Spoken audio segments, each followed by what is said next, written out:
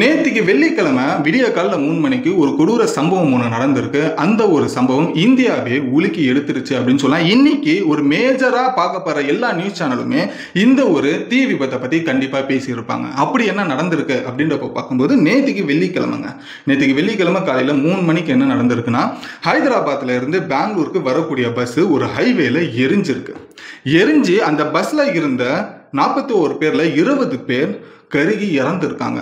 இன்னைக்கு வரைக்கும் கூட அந்த 20 பேர் யார் அப்படின்றது கண்டுபிடிக்க முடியல. டிஎன்ஏவை டெஸ்ட் பண்ணி இது இவங்க தான் இன்னார் தான் அப்படின்றது கண்டுபிடிச்சி சம்மந்தப்பட்டவங்க கிட்ட அந்த இறந்த உடல்களை கொடுத்துக்கிட்டு இருக்காங்க. அங்கே இருக்கிற ஆந்திரா போலீஸுமே அங்கே வந்திருந்த ஃபயர் அஃபிஷியல்ஸுமே. இந்த ஒரு கொடூர சம்பவம் கிட்டத்தட்ட 20 பேர் உடல் கருகி ஒரு பஸ்ஸில் எரிஞ்சு சாம்பலாகி இருக்காங்க. கேட்கவே ஷாக்கிங்காக இருக்குல்ல. என்ன நடந்தது அப்படின்றப்ப பார்க்கும்போது தீபாவளி ஹாலிடேஸ் ஆப்வியஸ்லி இப்போ போன வாரம் முடிஞ்சது. இந்த ஒரு ஹாலிடே முடிஞ்சதுக்கு அப்புறமா திரும்பியும் ஹைதராபாத்லேருந்து பெங்களூருக்கு நிறைய ஃபேமிலிஸ் வந்துட்டு பெங்களூரை நோக்கி போக ஆரம்பிச்சாங்க. ஸோ அந்த மாதிரி வந்துட்டு ஒரு பஸ் வி காவேரி அப்படின்னு சொல்லப்படுற ஒரு பிரைவேட் பஸ், ஒரு ஆம்னி பஸ், நீங்கள் தெரியும் இல்லையா, ஊருக்குலாம் போகும்போது மிகப்பெரிய ஒரு பஸ் இருக்கும் இல்லையா, ஒரு பிரைவேட் பஸ். அந்த பஸ் வந்துட்டு இந்த இன்டர்சிட்டி மூலியமாக புக் பண்ணுற ஒரு பஸ் அப்படின்றது சொல்கிறாங்க. இந்த ஒரு பஸ் ஹைதராபாத்லேருந்து பெங்களூருக்கு போகணும். அது எது வழியாக போகணும், ஆந்திர பிரதேஷ் கடந்து பெங்களூருக்கு ரீச் ஆகிற மாதிரி தான் அதோட ஒரு டெஸ்டினேஷன் ரூட்டிங் இருந்திருக்கு. ஸோ ஹைதராபாத்துக்கு கிட்டத்தட்ட நைட்டு ஒரு 10:30 மணி 9:30 மணிக்கு ஹைதராபாத்லேருந்து அந்த பஸ் கிளம்பியிருக்கு. அந்த பஸ்ஸில் கிட்டத்தட்ட 41 பேர் இருந்திருக்காங்க. இந்த 41 பேரும் இதில் 2 டிரைவர்ஸும் அடங்குவாங்க. ஸோ அந்த பஸ்ஸில் 2 டிரைவர்ஸ் இருந்திருக்காங்க, மற்றவங்க எல்லாருமே பேசஞ்சர்ஸ். ஸோ இது ஹைதராபாத்லேருந்து கிளம்பி ஆந்திரா ஹைவேக்குள்ளே வர ஆரம்பிக்குது. அந்த ஒரு இடத்துல குர்னூல் அப்படின்னு சொல்லப்படுற ஒரு ஏரியா, அந்த ஹைவே ஓரமாக. ஸோ அந்த ஒரு இடத்துக்கு விடிய கால ஒரு 3 மணிலேருந்து 3:15 வந்துட்டு அந்த பஸ் வர ஆரம்பிக்குது. ஸோ அந்த ஹைவேல ஒரு ஓவர் ஸ்பீடில் அந்த பஸ் வந்ததாகவும், அந்த பஸ்ஸுக்கு முன்னாடி போய்கிட்டு இருக்கிற ஒரு 2 வீலரில் இந்த பஸ் மோதி இருக்கு. ஸோ அந்த 2 வீலர் வந்துட்டு கிட்டத்தட்ட பார்த்தீங்கன்னா ஒரு 300 மீட்டர் தாண்டி தேஞ்சி போய் விழுந்திருக்கு. அந்த வண்டி ஓடிட்டு இருந்தார் இல்லையா 2 வீலர், அவர் ரொம்ப தூரமாக வீசப்பட்டிருக்காரு.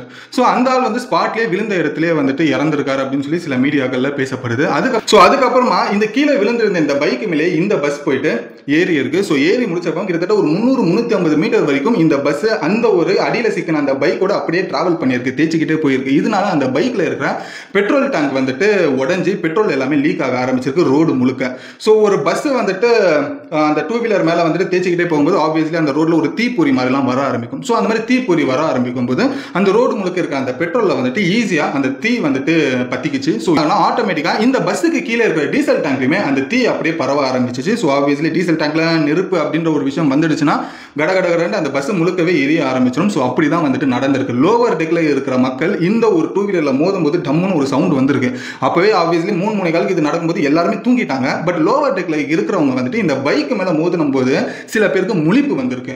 அந்த நேரத்தில் இந்த பஸ் எல்லாமே ஃபிராக்ஷன் ஆஃப் செகண்ட், ஒரு 5 நிமிஷத்தில் அந்த பைக் மேலே மோதி இருக்கு. அந்த பைக் வந்துட்டு பஸ்ஸு கீழே மாட்டிக்கிட்டு இருந்திருக்கு. அதுக்கப்புறமா தீப்பொறி அப்படின்றது பரவி பஸ் முழுக்கவே தீ ஆயிடுச்சு. ஸோ இதனால லோவர் டெக்ல இருக்கிற மக்கள் என்ன பண்ணியிருக்காங்கன்னா, முழிப்பு வந்ததும் கையில் இருக்கிறது என்னென்னமோ இருக்கிறத வச்சு அந்த கண்ணாடியை ஒடிச்சு சில பேர் ரன்னிங்ல இருக்கும்போது எகிரி குதிச்சிருக்காங்க. அப்படி குதிச்சவங்க தான் இப்போ கொஞ்சம் பேர் உயிர் பிழைச்சிருக்காங்க காயத்தோட.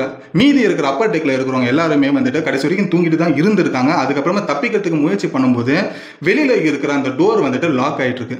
ஸோ இதனால வந்துட்டு உள்ளே மாட்டிக்கிட்ட கிட்டத்தட்ட 20 பேர் அந்த ஒரு நெருப்புல கருகி இறந்துருக்காங்க. சரி, அப்போ டிரைவர் எங்கேயுமே வண்டி நிப்பாட்டலையா அப்படின்னு கேட்டிங்கன்னா, அந்த 2 டிரைவருமே இந்த ஒரு டீசல் டேங்க்ல நெருப்பு பத்துக்குச்சு அப்படின்றது தெரிஞ்சதுமே அந்த 2 டிரைவர் ரன்னிங்லேயே அப்படியே பஸ்ஸை விட்டு குதிச்சு ஓடி இருக்காங்க.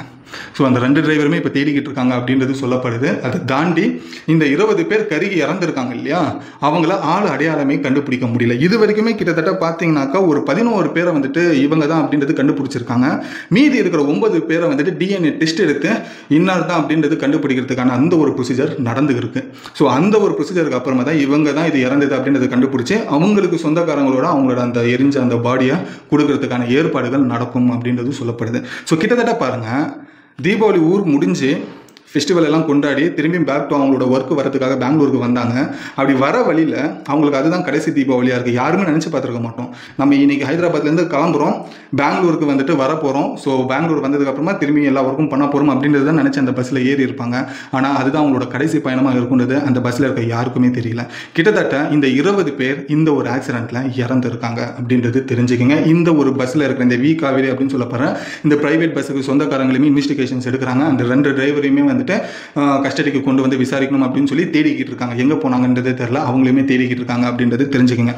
ஸ்பாட்டுக்கு அந்த ஒரு ஆந்திராவில் இருக்கிற போலீஸுமே சரி, ஃபயர் செக்ஷனில் இருக்கிற அஃபிஷியல்ஸுமே சரி, அவங்களுமே வந்து இந்த தீயை அணைக்கும் போது தான் இத்தனை பேர் இறந்துருக்காங்க, இத்தனை பேர் தப்பிச்சிருக்காங்க அப்படின்றது தெரிஞ்சது. இதில் வந்துட்டு இன்ஜூர்ட் ஆனவங்க என்ன சொல்கிறாங்கன்னா, நாங்கள் லோவர் டெக்கில் இருந்ததுனால எங்களுக்கு டக்குன்னு அந்த பைக்கு இடிச்சு அந்த சவுண்டு கேட்டதுனால நாங்கள் கண்ணாடியை உடைச்சிட்டு வெளியில் வந்தோம். ஆனால் அது அப்பவும் அந்த பஸ்ஸு கொஞ்சம் தூரமாக போனதுக்கப்புறமா தான் ஒரு இடத்துல நின்றுச்சு. அதில் வந்துட்டு எரியறவங்களோட சத்தம் தான் இன்னும் வரைக்கும் எங்களுக்கு கேட்டுக்கிட்டு இருக்கு அப்படின்னு சொல்லி இதை காயப்பட்டவங்களும் ரொம்ப பெரிய ஒரு வேதனையில் இந்த ஒரு விஷயத்தை சொல்லிக்கிட்டு இருக்காங்க.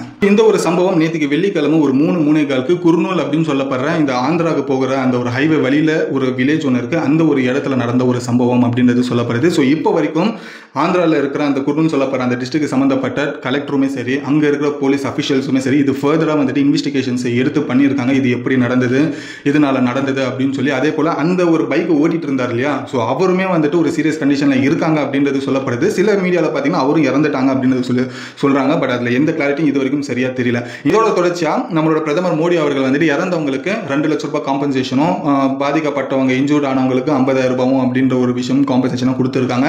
இந்த ஒரு நடந்த சம்பவம் ஆந்திர பிரதேஷாக இருக்கனால அவங்க சைட்லேருந்து இது வரைக்கும் எந்த காம்பன்சேஷனும் கொடுக்கல. பட் வருத்தத்தை தெரிவிச்சிருக்காங்க. மேபி இதுக்கான ஒரு முடிவுகள் எடுக்கிறதுக்கும் காம்பன்சேஷன் முடிவு எடுக்கிறதுக்கும் அதிக வாய்ப்பு இருக்குன்றது தெரிஞ்சுக்கங்க. இதுதான் இந்த குர்னூல் பஸ் ஆக்சிடென்டான மொத்த இன்ஃபர்மேஷனும். சேஃப்டி முக்கியம் தான், பட் அதுக்குன்னு எப்பயுமே நம்ம அலர்ட்டாக இருக்கணுன்றது தான் இந்த ஒரு விஷயத்தில் நம்ம தெளிவாக தெரிய ஆரம்பிக்குது. ஏன்னா எந்த ரூட்டில் நம்ம போனாலுமே ஒன்று ஃப்ளைட்டில் போனால் ஃப்ளைட் ஏதாவது ஒன்று ஆகுது, ட்ரெயினில் போனால் கிட்டத்தட்ட ட்ரெயின் ஆக்சிடென்ட் ஏகப்பட்டதாக பார்க்குறோம். கிட்டத்தட்ட பார்த்தீங்கன்னா ஒரு 2-3 மாதமாக தான் ட்ரெயின் ஆக்சிடென்ட் பற்றி இல்லை.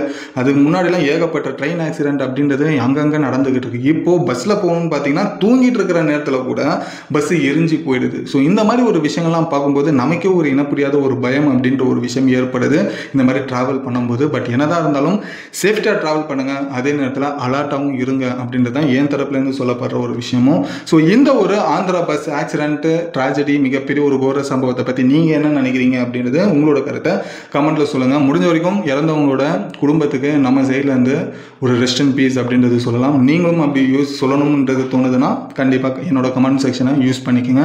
உங்களோட வருத்தத்தையுமே அதில் தெரிவிச்சுக்கோங்க. ஸோ இந்த ஒரு இன்ஃபர்மேஷன் யூஸ்ஃபுல்லாக இருந்ததுன்னா லைக் பண்ணிக்கோங்க. இன்னும் நம்ம சேனல் சப்ஸ்கிரைப் பண்ணனா உடனே சப்ஸ்கிரைப் பண்ணிக்கோங்க. அப்போ தான் இது போல் உலகத்தில் நடக்கிற எல்லா விஷயங்களும் நீங்கள் வெறும் 10 நிமிஷத்துக்குள்ளே எல்லாத்தையுமே நம்மளோட மொழியாக இருக்கிற தமிழில் தெரிஞ்சுக்கலாம். அதுக்கு உங்களோட சப்போர்ட்டை சப்ஸ்கிரைப் அப்படின்ற ஒரு விஷயத்தில் காமிச்சிக்கோங்க. ஸோ இந்த ஒரு இன்ஃபர்மேஷன் உங்களோட ஃப்ரெண்ட்ஸ் யாராச்சும் அடிக்கடி ட்ராவல் பண்ணுறவங்களா இருக்காங்க அப்படின்றப்போ அவங்களுக்கு இந்த வீடியோவை ஷேர் பண்ணுங்கள்.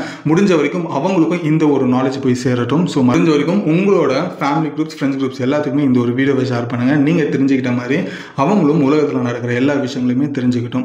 இதோட இந்த வீடியோ முடிச்சுட்டு நாளைக்கு ஒரு சூப்பரான வீடியோவில் உங்களை வந்து நான் பார்க்குறேன். Until then, bye bye, AB.